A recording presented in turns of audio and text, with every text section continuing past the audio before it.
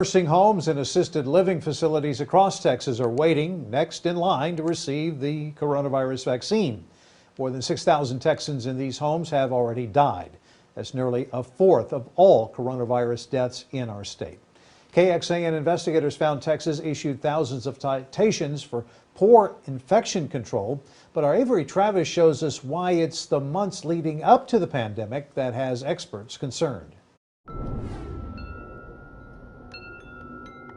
It hasn't been a peaceful holiday season for Janie Lovano. I'm not putting up no decorations. She lost two brothers to COVID-19. And that's me, of course. One of them, Jimmy, died in West Oaks Nursing and Rehabilitation Center in Austin. I can't believe it's like a dream right now to me, the virus. I just don't understand it. State data shows 28 residents there have died.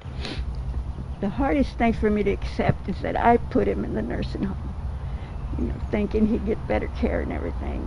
And I sometimes think if I hadn't, maybe he'd still be here. But senior care advocate Brian Lee argues the state should have seen this coming. The nursing homes were unprepared, and the inspectors didn't help out with that preparation by making sure that they were held accountable through these preceding years before this pandemic. He's talking about infection control. Those are the rules, ensuring proper mask wearing, enough hand washing, and making sure they're changing those bed sheets.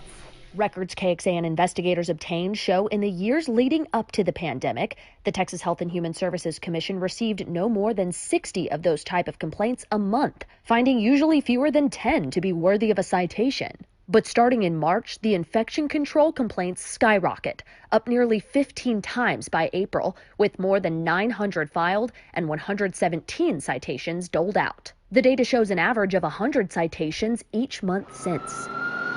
But Lee says this tough enforcement is simply too late. I think this is what really snowballed this pandemic into the avalanche that it is today. I'm alarmed because I know that those numbers reflect human lives that are out there that are unique and that life is being lost. Representative Lloyd Doggett says it's crucial to pair the coming vaccine's protection with a new approach to infection control. That's why he'll file legislation when the new Congress convenes to better track, fix, and even prevent outbreaks before they happen. And find out why they're there, what to do about it, and get some action. But industry advocates say harsh enforcement and monetary fines aren't the answer. It's extremely disheartening and discouraging to hear that the answer is to simply take more money out of patient care and put it into paying fines, as opposed to investing in a workforce, investing in these facilities.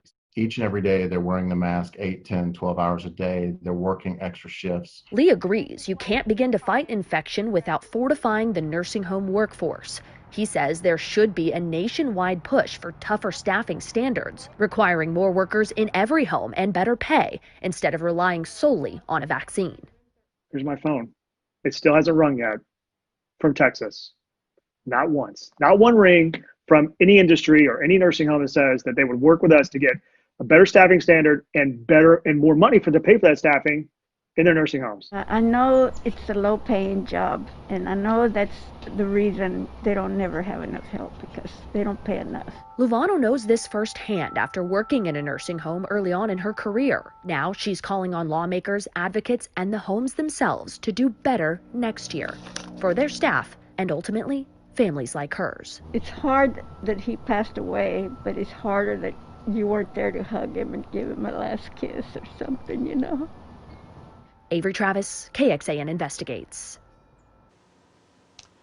When asked about infection control protocols, the Texas Health and Human Services Commission said they aggressively enforce the rules through inspections and complaint investigations. They also noted the number of immediate jeopardies jumped from less than 5 in the years prior to 100 this year. That's when a facility faces a serious monetary penalty or even the loss of their license to operate.